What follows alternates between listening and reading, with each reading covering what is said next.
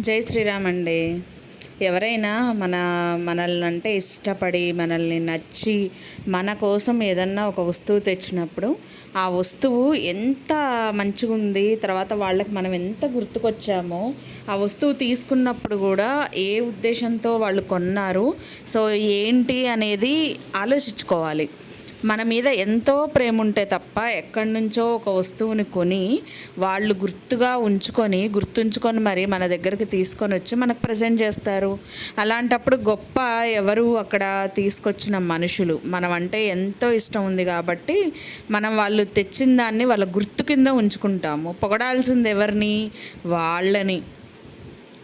వాళ్ళని పొగడకుండా నా మనసులో నేను అనుకున్నాను దేవుడిది ఇది కావాలని చెప్పేసి, సో అది ఏదో ఒక రూపంలో పంపించారు. ఆ దేవుడికి అన్నీ తెలుస్తాయి కరెక్టే. కానీ నీకు కావాల్సిన వస్తువుని ఆ మనిషిని చూస్ చేసుకొని పంపించాడు అంటే ఆ మనిషి ఊరికనే డబ్బులు ఎక్కువైపోయో లేకపోతే ఇంకోటి ఎక్కువైపోయో నీ దగ్గరికి రాదు కదా. సో అలాంటి మనుషులు మరి చాలామంది ఉన్నారు కదా. ఎందుకు మరి ఆ మనిషినే సెలెక్ట్ చేసుకున్నట్టు? అరే కొంచెం క్రెడిట్ ఇవ్వండి అబ్బా. గుర్తుంచుకొని తీసుకొచ్చిన వాళ్ళకి కొంచెమన్నా క్రెడిట్ ఇవ్వండి. వాళ్ళకి క్రెడిట్ ఇవ్వకపోగా వాళ్ళని వీడియోస్లో తీసుకొని వచ్చారు చూడండి బలవంతంగా. ఆవిడైతే నవ్వలేక నవ్వుతున్నారు. ఆ బలవంతపు నవ్వు వీడియోలో చాలా క్లియర్గా తెలిసిపోతుంది. ఎందుకంటే చాలా దారుణంగా పాపం ఇబ్బంది పడుతూ నవ్వుతున్నట్టే అనిపించింది. కష్టంగా అసలు ఎక్కువసేపు ఉండలేదు చూడండి, వెంటనే వెళ్ళిపోయింది. మన మీద ప్రేమతో వాళ్ళొస్తే వాళ్ళ మీద ఏదో శత్రుత్వం కక్ష ఉన్నట్టు మనం బిహేవ్ చేస్తే ఎలా ఉంటుందండి? అరే నిన్నగాక మొన్న ఇంటికి ఎవరో ఒక ఆవిడ వస్తే విత్తనాలు తీసుకొని వస్తే ఆవిడతో కూర్చొని అరగంట సోదవారం వేసి ఆవిడని వీడియో కోసం వాడుకొని దొబ్బారు. ఈరోజు ఏమో గుర్తుంచుకొని అభిమానంతో ఒక వస్తువు తీసుకొని వస్తే ఆ వస్తువును పట్టుకొని అభిమానంగా తీసుకొచ్చిన ఆవిడని వదిలేసి నాకు దేవుడు పంపించాడు, నాకు దేవుడు ఇట్లా భగవంతుడు ఈ రూపంలో వచ్చాడు. మంచిదే, కరెక్టే, ఆ పాజిటివ్ ఒపీనియన్ అనేది కరెక్టే. కానీ తెచ్చిన వాళ్ళకి కొంచెమన్నా క్రెడిట్ ఇవ్వాలి కదబ్బా. మళ్ళీ పైగా ఇంకొక సెటైర్ అంటే ఇది ఎట్లా తేవాలనిపించిందో వీళ్ళకి, ఇది ఎలా గిఫ్ట్ ఇవ్వాలనిపించిందో వీళ్ళకి అని కొంచెం సెటైరికల్గా అయితే ఆ డైలాగ్ అయితే బయటకు వచ్చింది. అంటే 10 రూపాయల వస్తువులు 50 రూపాయల వస్తువులు ఎక్కువన్నమాట. కొంచెం కాస్ట్లీవి ఏదున్నా 1,00,000 రూపాయలు 2 లక్షలతో తీసుకొస్తే అప్పుడు అసలు వద్దన్నా మిమ్మల్ని కూర్చొని పొగుడుతా కూర్చునేవాళ్ళు పొద్దుగూకులు. పాపం ఎవరో ఏదో పూజ దగ్గర ఉపయోగించుకుంటారన్న ఉద్దేశంతో తీసుకొస్తే ఏదో సెటైరికల్గా మాట్లాడారబ్బా. నాకు ఆ మాటలో సెటైర్ నాకు అర్థమవుతుంది, కానీ మీకు చెప్పడానికి రావట్లా. మీరు ఆ డైలాగులు వింటే మీకు అర్థమవుతుంది. ఎలా తేవాలనిపించిందో అంటే తెచ్చినందుకు హ్యాపీ కాదు, ఎలా తేవాలనిపించిందో తెలుసుకుంటే తప్ప మన మనసు స్థిమితంగా ఉండదన్నమాట.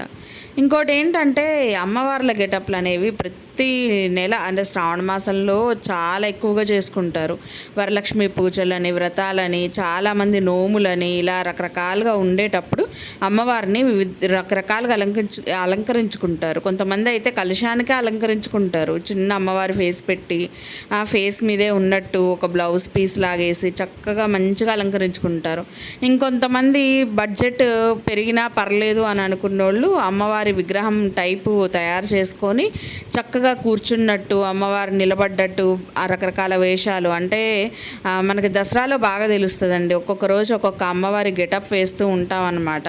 సో ఒకరోజు బాలత్రిపుర సుందరి అని, ఒకరోజు సరస్వతీదేవి అని, ఒకరోజు లక్ష్మీదేవి అని చెప్పి, ఒకరోజు అన్నపూర్ణమాత అని చెప్పి చాలా రకాలుగా మనమైతే అమ్మవారిని గెటప్లు వేస్తూ ఉంటాము. ఎప్పటి నుంచో చేసిన వీడియోస్ అందరూ చూసినప్పుడు మళ్ళీ కొత్తగా పాతయన్నీ తవ్వుకొని వచ్చి అవి మళ్ళీ రికార్డింగ్ లాగా పెట్టి జస్ట్ వాయిస్ ఓవర్ ఇస్తా పలానా సంవత్సరం పలానా ఇది ఎవరికి ఉపయోగం అండి అది? అందులో ఏమన్నా పోనీ ఉపయోగపడే టిప్స్ చెప్పండి. ఇప్పుడు అమ్మవారికి కొంతమందికి ఫేస్ చక్కగా ఎలాగా నిలబెట్టడం రాదు, వెనకాల కట్టేటప్పుడు ఆ తాడు జారిపోవడము, లేకపోతే ఆ చెంబు కొంచెం వంకరపోవడము, లేకపోతే ఫేస్ కొంచెం షేప్ అవుట్ అయినట్టు కాసేపటికి జరిగిపోవడము, పూలమాలలు వేసినా కింద పడుతుండడము, గాజులు వేసే విధానం కానీ సెట్ రైట్ అంటే అమ్మవారిని మనం నిల్చోపెట్టాము అంటే మనం తీసేదాకా కూడా అమ్మవారు చక్కగా కదలకుండా నీట్గా ఎలా కనిపించాలి అనేది చెబితే అది ఇప్పటి నుంచి చేసుకునే వాళ్ళకి చాలా ఉపయోగకరమైన వీడియోస్, చిన్న చిన్న టిప్స్ అండి. చాలామంది వెనకాల స్టిక్ పెట్టి అమ్మవారి వెనకాల కలశం మీదకి స్టిక్ లాగా పెట్టేసి దానికి గాజులేసి ఆ స్టిక్ని కలశానికి కదలకుండా కడతారనమాట. సో ఎందుకంటే గాజులు కదండి, గబుక్కున ఆ స్టిక్ అనేది కొంచెం వంగిపోతే అటు గాజులు ఇటు గాజులు అటు పడిపోతుంటాయి కింద అని చెప్పి కొంచెం జాగ్రత్తగా చెంబుకే ఆ కర్రని కట్టేసి జాగ్రత్తగా గట్టిగా చేసేస్తుంటారనమాట. సో ఇలాంటి టిప్స్ ఏమన్నా ఉంటే చక్కగా చెబితే అవి ఉపయోగం. కొంతమందికి కలశం చెంబులో నీళ్లు పోస్తారా నిండుగా, తమలపాకులు వేసినప్పుడు తమలపాకులు కరెక్ట్ షేప్లో కూర్చోవు, జరిగిపోతుంటాయి కాసేపటికి. అందులోనూ కొబ్బరికాయ పెట్టిన తర్వాత ఎక్కువగా మూవ్ అవుతూ ఉంటుంది, అంటే వాడిగలు పడిపోయి కిందికి వాలిపోవడము లేకపోతే షేప్ అవుట్గా కనిపించడము, ఇలాంటి చిన్న చిన్న మిస్టేక్స్ ప్రతి పూజలో ఒక్కోసారి గుర్తున్నా సరే అండి మనం మర్చిపోతాం. పూజ హడావుల్లో పడి, ప్రసాదాల హడావుళ్ళల్లో పడి, మళ్ళీ ముత్తైదువులు వస్తారు వాళ్ళకి వాయనాలు ఇవ్వాలి అనే హడావుళ్ళల్లో పడి మనం ఏం చేస్తామంటే మర్చిపోతాము. సో ఆటోమేటిక్గా మనం ఏం చేస్తామంటే అవి కన్ఫ్యూజ్ అయిపోతాము. ఆ టిప్స్ అనేవి మర్చిపోయి మనం కన్ఫ్యూజ్ అవుతుంటాం, అయ్యయ్యో ఎలా చేయాలి ఇప్పుడు ఇది ఇలా జారిపోయిందని చెప్పి. ఇంకొంతమంది అయితే చాలా చక్కగా అమ్మవారి మెడకి పటానికి 2 సైడ్ టేప్ ఉంటుంది కదండి, 2 సైడ్ టేపు దండలాగా అంటించేసి దానికి కాసులు ఉంటాయి కదా, అమ్మవారి కాసులు విడిగా మనకి రెడీమేడ్ షోరూమ్స్లో కాసుల దండ లాంటిది దొరుకుతుంది అనమాట. దాంట్లోంచి కాసులు అనేవి కట్ చేసి ఆ 2-in-1 స్టిక్కర్కి అతికిస్తారు, లేదా ఆ 2-in-1 స్టిక్కర్కి పూలు అతికిస్తారు. అమ్మవారి మెడలో ఒక హారం లాగా ఒక పూల దండలాగా ఉండడం కోసం అని చెప్పేసి ఆ 2-in-1 స్టిక్కరే అంటించేసి దాని మీద పూలు, ఒరిజినల్ పూలు అండి, ప్లాస్టిక్ కాదు, ఒరిజినల్ పూలను అంటిస్తారనమాట.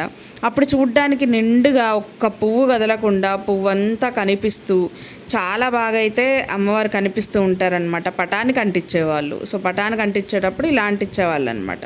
సో ఇలాంటివి చిన్న చిన్న టిప్స్ ఎంత బాగా ఉపయోగపడతాయండి. అవి ఏవి చెప్పకుండా నేను అప్పుడు చేశాను, పలానా సంవత్సరం అప్పుడు చేశాను, అదిగోండి ఆ చీర కట్టాను, ఈ మెడకి ఈ నెక్లెస్లు వేసాను, అవి కాదు కదా. చిన్న చిన్నవి ఉపయోగపడే, ఫ్యూచర్ జనరేషన్కి ఉపయోగపడేటట్టు చిన్న చిన్న టిప్స్ చెప్తే అందరికీ ఉపయోగపడతాయండి. చక్కగా అందరూ దాన్ని వాడుకుంటారు కదా. మనం ఎందుకు చేస్తాం అలాగా? మనం అలా చెయ్యము. మన డొప్పు మనం కొట్టుకోవాలా, మన గొప్పలు మనం చెప్పుకోవాలా. నేను ఇన్ని సంవత్సరాల నుంచి చేస్తున్నానని యూట్యూబ్లో చెప్పకపోతే మనకి ఈరోజు తిన్నది అరగదు కదా. సో అవి చూపించకపోతే టైం సేవ్ అవ్వదు కదా. ఫస్ట్ టైం అనేది మనకు సేవ్ అవ్వాలి అంటే ఒక వీడియో వెళ్ళిపోవాలన్నమాట, దాని మీద ఈజీగా $100 సంపాదించేసి పక్కనేసేయాలన్నమాట. అప్పుడు మనసు చాలా ప్రశాంతంగా ఉంటుంది అనమాట. అప్పుడు కానీ హాయిగా ఉండదు. టైం వేస్ట్ వీడియోస్ అన్నీ చేసేసి ఒక దగ్గరికి గ్యాదర్ చేసేసి వాటిని చూపించేస్తే అప్పుడు ప్రశాంతంగా నిద్రపడుతుంది. సో ఎందుకండి జనాలు కూడా ఇలాంటి వీడియోస్ ఎందుకు కాన్సన్ట్రేషన్గా చూస్తున్నారో నాకు నిజంగా అర్థం కావట్లేదు. అలానే ఎవరైనా సరే చాలా వరకు అమ్మవారి పూజలు చేసుకునే వాళ్ళు చిన్న చిన్న టిప్స్ చెప్పే వాళ్ళ ఛానల్కి కొంచెం సపోర్ట్ చేయండి అబ్బా, వాళ్ళకి యూస్ఫుల్ కంటెంట్ అవుతుంది. సో అలాంటి యూస్ఫుల్వి చేసినప్పుడు మీరు కూడా సపోర్ట్ ఇస్తే ఇంకాస్త మంచి వీడియోస్ చేయాలి అన్న ఆలోచన వాళ్ళకు కూడా వస్తుంది. అసలు వాళ్ళని పట్టించుకోరు, యూస్ఫుల్ కంటెంట్ చేసే వాళ్ళని అయితే అస్సలకే పట్టించుకోరు. మరి అదేందో నాకు అర్థం కాదు. కొంచెం వాళ్ళని కూడా పట్టించుకుంటే వాళ్ళు కూడా ఎదుగుతారు కదా, మీ పేరు చెప్పుకొని 4 ముద్దలు అయితే తింటారు కదా. ఏందోనండి బాబు, చేసేవాళ్ళు అలానే ఉన్నారు, చూసేవాళ్ళు అలానే ఉన్నారు. విచిత్రంగా అర్థం కావట్లే. అంటే అందరిని అనట్లేదులేండి, నేను కొంతమందినే అంటున్నాను. సో కొంతమంది యూస్ఫుల్ వీడియోస్ కూడా చేస్తున్నారు, వాళ్ళని నేనేమి అనట్లేదు. పిచ్చి పిచ్చి కంటెంట్లు చేసే వాళ్ళని మాత్రం నేను ఖచ్చితంగా అని తీరుతాను కాబట్టి వాళ్ళ గురించి నేను మాట్లాడుతున్నాను. సో ఇదండి ఈరోజు వీడియో అయితే. మీ అందరికి నచ్చిందని అనుకుంటా. నచ్చితే లైక్ చేయండి, షేర్ చేయండి, అలానే సబ్స్క్రైబ్ చేసుకోండి. Thank you so much for watching. ఇంకో మంచి వీడియోతో మేము ముందుకు వచ్చేస్తాను. బాయ్.